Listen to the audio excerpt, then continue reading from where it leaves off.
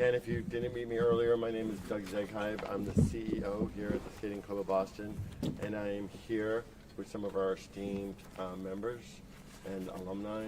Nancy Kerrigan, I don't think Nancy needs any introduction, nor does Dr. Tenley Albright, one of our longest serving members, I should say, definitely not oldest member, and first Olympic champion for the United States in figure skating, coming up and celebrating her 70th anniversary of her win in Cortina. Her daughter, excuse my Boston accent, her daughter, Elin Schran, who works with our coaches, with Vadim and Jenya and Spencer, and runs a great company called Joy Skate, which does a lot to diversify our sport. And Paul George, a longtime club member, national champion in the sport, and president emeritus of the U.S. Figure Skating Foundation. Any questions we can answer for you? Did you know the coaches personally throughout your career, and could you reflect on the loss, their style? Well, first of all, Do you want to step up a little bit? we came here because we needed to be together.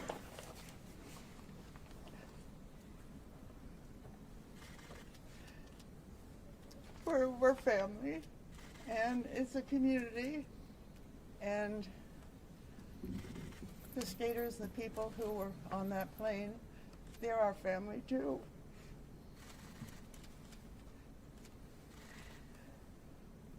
And our community means so much to us. We're also here to encourage the skaters who have been aiming to reach the World Championships. It's important for them to know we're all together. I certainly don't have any answers. I really can't believe that it happened, because I picture them right here. The coaches always stood at that entrance. The skaters just flew all over the ice, doing remarkable things, inspiring all of us. And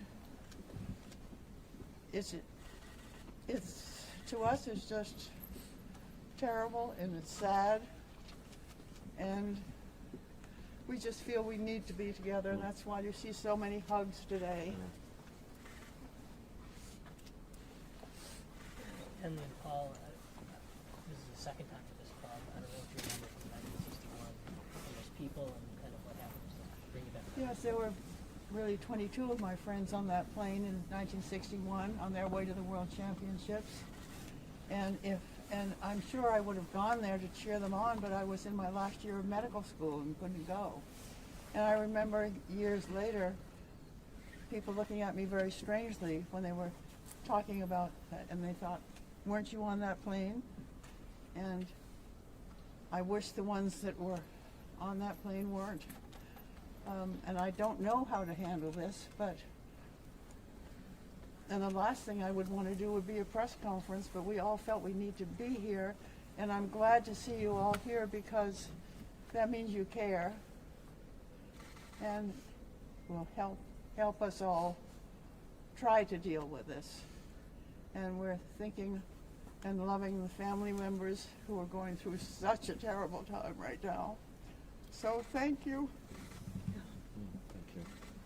Paul, did you have anything you want to add since you knew the 61 team as well? Oh, would you mind stepping in? Sure, please. Like today, 1961 was a tragic moment. It was the day the music stopped. Very much like this. I think it made us more resolute, though, as we move forward as skaters, young skaters. I was 19 at the time. It took time, but we came back, I think, stronger, better. This is a club of excellence. It has been for over 100 years. We have produced countless talented skaters. You have some right here in Nancy, in Tenley, and Elin. I think we will continue to do it. We, of course, today think of the families, think of the athletes, and that's as it should be. What went through your mind when you heard about the crash? It was a very vivid reminder of 1961. My wife tapped me on the shoulder at 6:30 and told me, much as my father had done 64 years ago, at about the same time of day. Very vivid memories come back. As Tenley said, we lost a whole group of friends. We all grew up together. We skated together, trained together, even went to parties occasionally together. So how do you process such a similar tragedy happening to people you care about? As with anyone who has losses, we first of all think and pray and hope for them and for their families. And then there'll come a time when the music will again be on, and we will push forward, be more resolute, be more determined. How does the club come back from this now? I think we grieve, as we all are doing. I think a number of you have expressed similar feelings to us today. We will honor the athletes, honor the families. But I think we also will encourage people to come back and get back on the ice, get about their lives, be more focused, if ever. We will survive. Sir, can you tell us if these families have been a part of the club for a long time since their children were small? I'll turn that to Yes, Doug. easily several years. Max moved here in 2017 with his parents when they joined the club as coaches. So he's been here for 8 years. Coaching, we're here for 8 years. We wooed them away from a program in Connecticut to be part of our high performance Team USA building program. It was a great decision. Instrumental in so much of what they've done. Vadim and Jenya were developmental coaches, which means they took kids as they came into the sport, and their focus, very much the St. Petersburg method out of Russia, was to build kids from an early age with the proper discipline and techniques that would carry them through the sport forever. And they were very good at that. The Hahn family, we watched Gina just grow up here from just a tiny little tyke into this amazingly mature 13-year-old who you wouldn't even think was 13. A great performer, a great competitor, and off the ice, a great kid. You know, I think as we would say, or some sources would say, raised right. Just a really good kid, great parents. And we talk a lot about the athletes, but I think we're going to miss their moms as much. Just really good people. What's your reaction to this tragedy, and how do you process it? Let's get to the mic. Yeah, much like everyone here has been saying, is not sure how to process it. Shoot, I'm sorry. Which is why I'm here. Many of you may know my husband's my agent, and he keeps getting calls to do interviews, and I thought that was weird. I didn't feel like it was right to be home and doing interviews for this. So I called Elin. I'm like, what are you doing? I think we just all need to go together. And she said, let me call my mom. And so we're like, okay, we'll meet you in an hour. And we just wanted to be here and be part of our community. I've never seen anyone love skating as much as these two, and that's why I think it hurts so much. And I mean, everything. Tenley's always here supporting the kids, and anytime I've been able to be here and watch them grow, the kids here really work hard. Their parents work hard to be here. But I feel for the athletes, the skaters, their families, but anyone that was on that plane, not just the skaters, because it's just such a tragic event. And we've been through tragedies before as Americans, as people, and we are strong. And I guess it's how we respond to it. And so my response was to be with people I care about and I love, and I needed support. So that's why I'm here. And I don't know, a little bit at a time. I think it's a shock. I was watching I wasn't woken up in the morning and saw it. I was watching like all night, so I probably looked tired. But and then when you find out, you know some of the people on the plane, it's even a bigger blow.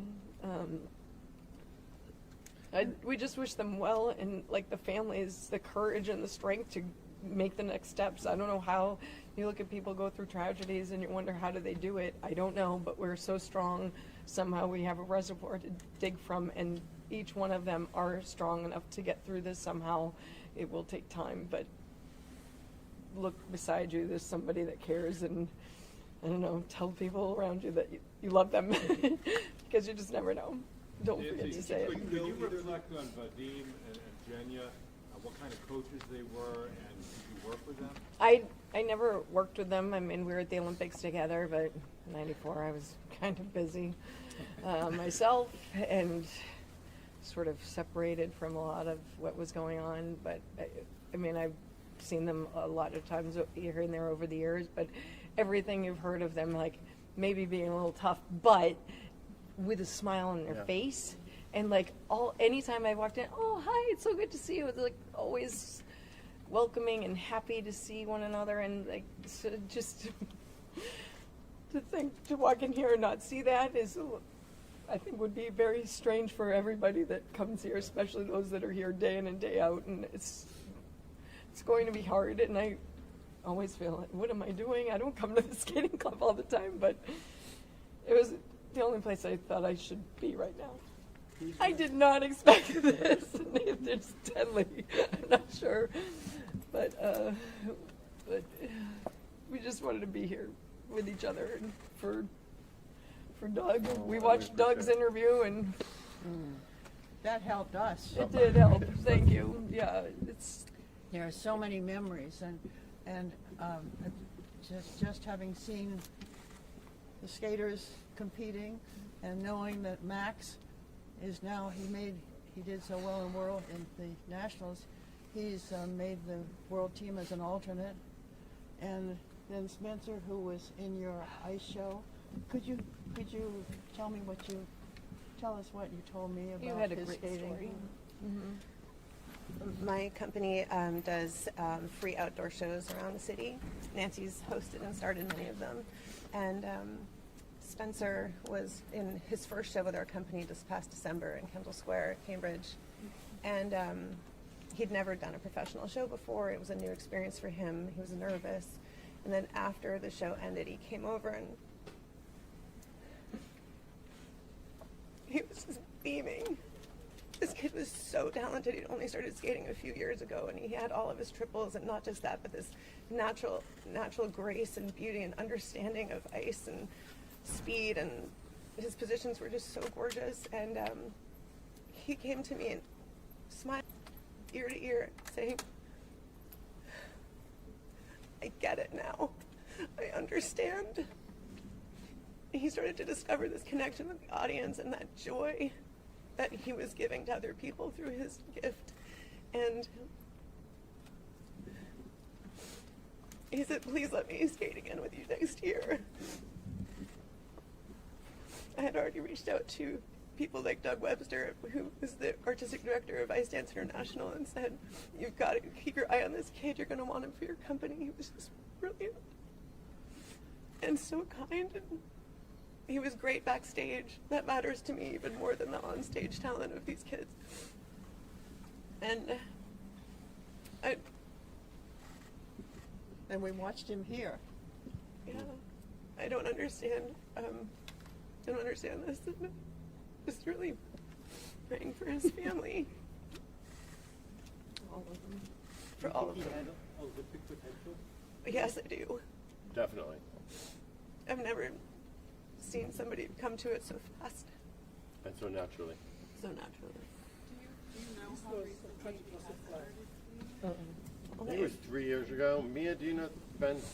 3 years ago. That's unheard of. I mean, these kids can make it look really easy when they're doing triple jumps and all of their triples. It's actually not very easy. You know, you don't just need talent. you need to have a lot of hard work to get there. Grit. And for him, and grit, thank you, and resilience. And for him to get there in 3 years, that's why I refer to him as a phenom. What about Gina? Olympic potential? She's 13. Oh right? yeah. Oh, she was in it to win it, and she was in it to win it in, like, in a Tenley way, full of grace, a serious competitor, but so nice about it, and so supportive of her fellow competitors. Just a delight, but for a little 13-year-old, just full of grace. And I want to say one other thing about Vadim and Genya, because I refer to them as being strict, and I think what I really mean to say, they had high standards, because they were incredibly kind. They were so kind, but they had high standards. And the combination really worked with their kids, because they felt the support, but they also knew where the bar was. And I have to say, for me as CEO here, I could not walk into this arena, see them for the first time that day, and for them not to come over, shake my hand, and thank me for the opportunity to be here, which you don't always see. Just very grateful and generous with their feedback. So, earlier you mentioned, sadly, this isn't the first time that the skating world has dealt with a tragedy like this. You mentioned the 1961 crash. I'm wondering if the group has any reflections on that, especially being in this building where it's memorialized. I mean, we can probably all speak to that. Well, maybe you're probably too young. Thank you. I grew up in the shadow of that. So the crash had happened before I was born, but my mom had me skating at a very early age. And even as a little 4-year-old, as a little 3-year-old, I knew something terrible had happened. Folks weren't talking about it, but there was a pall. There was like this black energy in the arena at the old facility at 1240 Soldiers Field Road. And as a little kid, it was like the terrible awful that you couldn't talk about. It was that devastating, and I just knew not to ask about it, but I could viscerally feel it. I think we'll see how we move forward here. The fact that we have no skaters on the ice right now and no coaches is not because we asked them not to come. I think they're staying away, they're just processing this, and they're taking a break. But I think Nancy and Tenley and Elin and Paul coming to join us today, and not knowing there would be media here, but just to be part of the fabric of our community over the decades, speaks a lot to why skating is such a special and in many ways unique sport, a really strong sport. I will attest to that, going through something tragic, not like this, but myself, that to hopefully be here. I'm not sure what it is to do, maybe get someone a cup of coffee, but a hug, I'm here for hugs. I don't know, it's just, I want to be able to give back what I feel like I got. Nancy, so many people see figure skating as hyper-competitive. Can you see other figure skaters other than competitors? Obviously today, even though perhaps you didn't personally know these people, you feel a connection. So skaters just don't see each other as somebody else to beat on the ice, do they?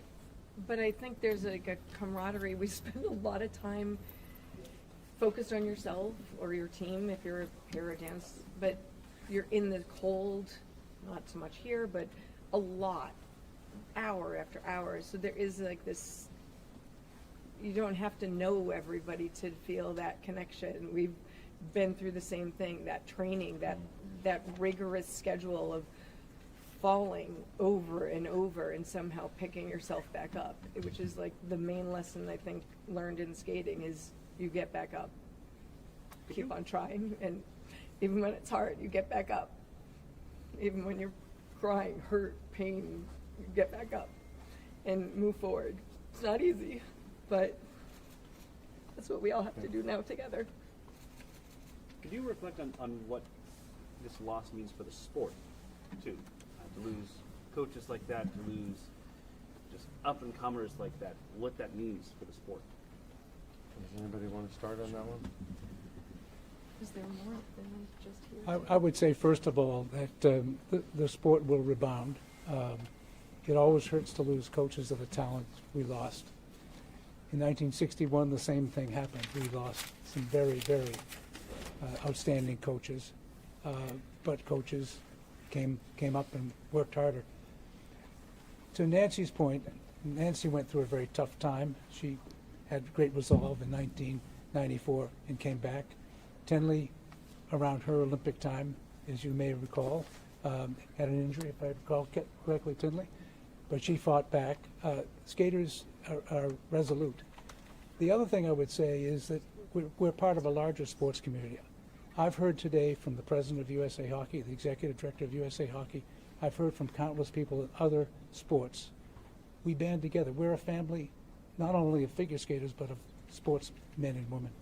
So I think we will very much rebound, and we'll get some coaches going. Nancy, you spoke about the coaches a little bit. Are there others that were lost that you would like to share anything about that you knew personally? I don't know. Not of your generation, No, really. yeah, no. There obviously were more, I think, on the plane that weren't from here, but other skaters. So our community's not that. It's pretty small. I think everyone's talked to people in different parts of, like Washington and Virginia, and it's not just here that's hurting. And I think, and it's not just in these specific places. Every rink that has skating has some, I'm sure, some feeling towards this. It's tragic. But I can't give it. I don't know. I think. Other questions? This was a tragic loss of life, and you mentioned the community is pretty small. So how would you explain the depth of loss in this instance? We're feeling it.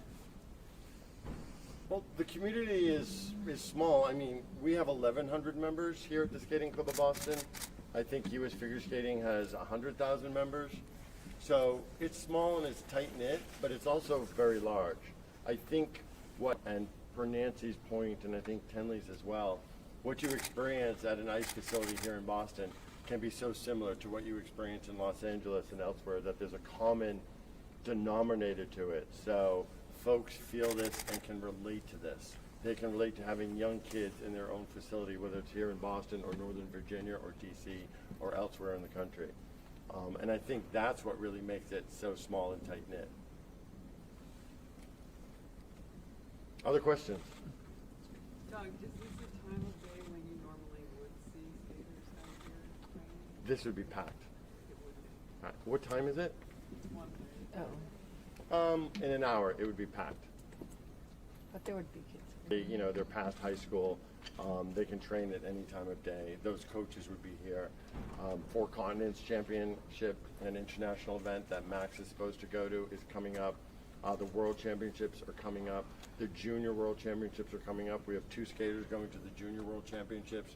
We have the current and just very recently minted U.S. pair champions who train here and are members here, who are going to the World Championships at TD Garden at the end of March. So there would normally be a lot of training here. Folks have taken a break. Misha and Elisa are with Max. They're training mates. They're friends.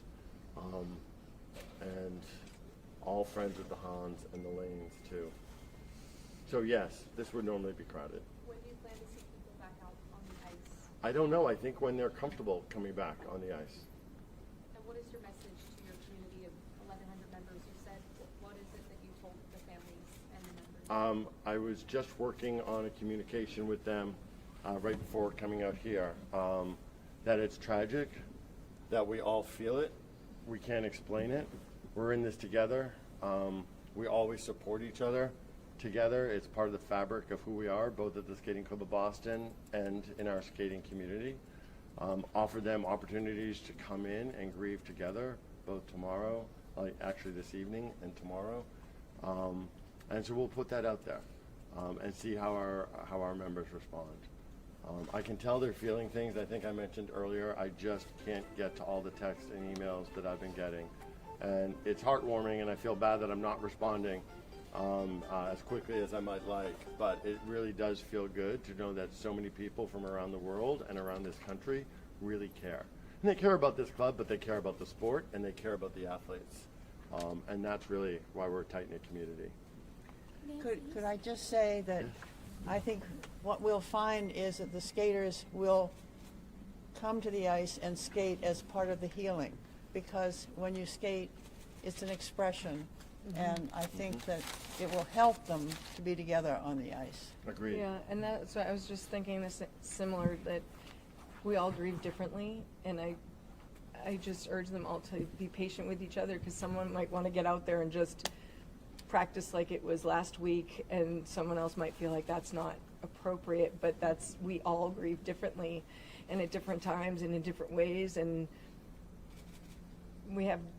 we just have to be accepting, like, that's how they're dealing with it. They just have to go, and somebody else might not be able to step back on the ice for a little while, and that's okay too. Like, just be patient with one another and be there to support one another, whichever way they choose to deal. And I think for me, as the leader of this organization, you know, it's my job to make sure our ice is occupied and is at capacity. But I have to tell you that this ice being empty and this arena having gone silent, it makes me feel good. It makes me feel very fitting that it's not business as usual here. So I'm glad to see the facility empty. It's almost eerie, but I think it's fitting, and I think it's respectful. Princess Nancy, you skated here. What was it like coming back and seeing it so quiet and, reeling with loss? I skated and trained at the old facility, not here. It was very different than this. But so I didn't come back and skate here, but God, but I said the same thing as Doug just said when I walked in, and it was kind of like, we went upstairs and it was silent. It was eerie. It just is a little strange to be in this ice rink. Other ice rinks, there's not figure skating all day, and here there's figure skating, and there's always music, and we perform to music. It's emotional, and sometimes that may make it harder for some because you hear the music and you start emoting, and it can just pull out all these feelings, and so it could be challenging to get back out there. That's okay. Just a little at a time, and just do what we can and be there. As I say, we just have to be there for one another. But I think to be here, I don't come here that often, and I just didn't know what else to do. So I just thought I needed to be with some friends. Paul and I have been through a lot together, and Tenley and I lately more and more. So yeah, I've always felt support and encouraged, and I walked in, I saw Anne, and she's just, there were lots of hugging, and I think I needed that, so thanks for having me. I said, I hope I didn't throw a wrench in, just like, we're showing up, but we just all needed to be here with you. Thanks. Other questions? Thank you, folks. Again, we appreciate your interest and Thanks support. for the time. Thank you. I have a list of all the names and spellings over here. What is the meeting? Yep. You're both first. Thank you. We're all good.